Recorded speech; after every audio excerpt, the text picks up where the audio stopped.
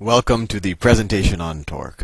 So if you watched the presentation on the center of mass, which you should have, you might have gotten a little bit of a glancing view of what torque is, and now we'll do a little more detail. So in general, from the center of mass video, we learned that if this was a ruler, and this is the ruler's center of mass, and if I were to apply a force at the center of mass, I would just shift the whole ruler in the, or I would accelerate the whole ruler in the direction of the force. So if I had the force applying at the center of mass there, the whole ruler would accelerate in that direction, and we'd figure it out by taking the force that we're applying to it and dividing by the mass of the ruler. And in that center of mass video, I implied, well, what happens if the force is applied here, away from the center of mass? Well, in this situation, the object, assuming it's a free floating object, it's on the space shuttle or something, it will rotate around the center of mass.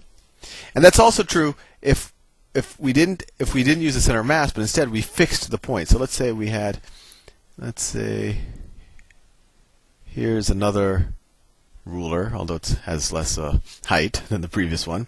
Instead of worrying about its center of mass, let's say that it's just fixed at a point here. Whoops. Let's say it's fixed here, so it's like, I don't know, this could be like the hand of a clock, and it's nailed down to the back of the clock right there. So if we were to try to rotate it, it would always rotate around this point. And the same thing would happen. If I were to apply a force at this point, maybe I could break the nail off the back of the clock or something, but I won't rotate this needle or this ruler or whatever you want to call it. But if I were to apply a force here, I would rotate the ruler around the pivot point. And this force that's applied a distance away from the pivot point, or we could say from the axis of rotation or the center of mass, that's called torque. And torque, the letter for torque, is this Greek, I think that's tau. It's a curvy T. And torque is defined as force times distance. And what force and what distance is it? It's the force that's perpendicular to the object. I guess you could say to the distance vector, right? If this is the distance vector, let me do it in a different color. If this is the distance vector, the force is going to be the component of the force that's perpendicular to this distance vector. And this is torque. And so what are its units? Well, force is newtons and distance is meters. So this is Newton meters. And you're saying, hey Sal, newtons times meters, force times distance, that looks an awful lot like work. And it's very important to realize that this isn't work, and that's why we won't call this joules. Because in work, what are we doing? We are translating an object. If this is an object, and I'm applying a force, I'm taking the force over a distance that's in the same direction as the force, right? Here, the distance and the force are parallel to each other. You could say the distance vector and the force vector are in the same direction. In this situation, and of course that's translational, the whole object is just moving, it's not rotating or anything. In the situation of torque, let me switch colors, because the distance vector, this is the distance from the fulcrum or the pivot point of the center of the mass to where I'm applying the force. This distance vector is perpendicular to the force that's being applied. So torque and work are fundamentally two different things, even though their units are the same. And just as a little bit of notational, this distance is often called the moment arm distance. And I don't know where that came from. Maybe one of y'all can write me a message saying where it did come from. And often in some of your physics class, they'll often call torque as a moment. But we'll deal with the term torque, and that's more fun because eventually we can understand concepts like torque horsepower in cars. So let's do a little bit of math. Hopefully I've given you a little bit of intuition. So let's say I had this ruler, and let's say that this is its pivot point right here.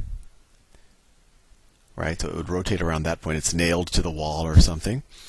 And let's say that I apply a force, let's say the moment arm distance. So let's say that this distance, let me do it in a different color. Let's say that this distance right here is 10 meters. And I were to apply a force of 5 newtons. perpendicular to the distance vector, or to the dimension of the moment arm. You could view it either way. So torque is pretty easy in this situation.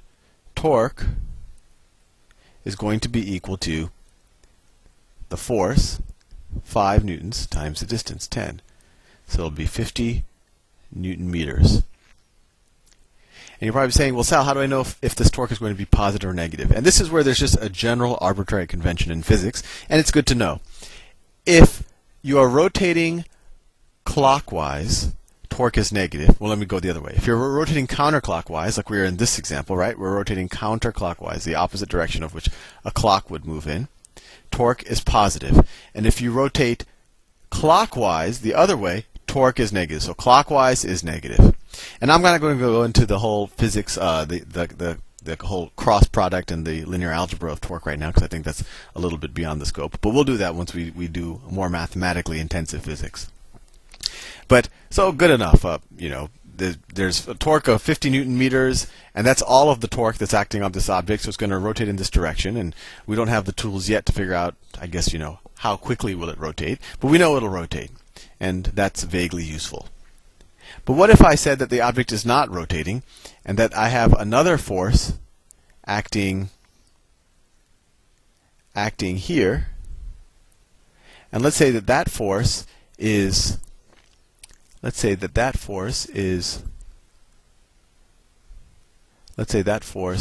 don't know, let me make up something. That's 5 meters to the left of the pivot point. So let me do a different color. This is 5 meters to the left of the pivot point. And if I were to tell you that that this object does not rotate. So if I tell you that the object is not rotating, that means that the net torque on this ruler, it must be 0, because it's not, well, its rate of change of rotation is not changing. I should be a little exact. If I'm applying some force here and still not rotating, then we know that the net torque on this object is 0. So what is the force being applied here? Well, what is the net torque? Well, it's this torque, which we already figured out, and it's going in the clockwise direction. So it's 5. Let me do it in a brighter color. 5 times 10. And then the net torque, the sum of all the torques have to be equal 0. So what's this torque? So let's call this F. This is the force.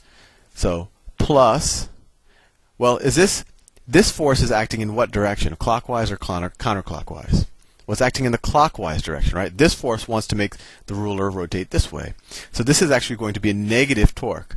So let's say, put a negative number here, times F, times its moment arm distance. So times 5.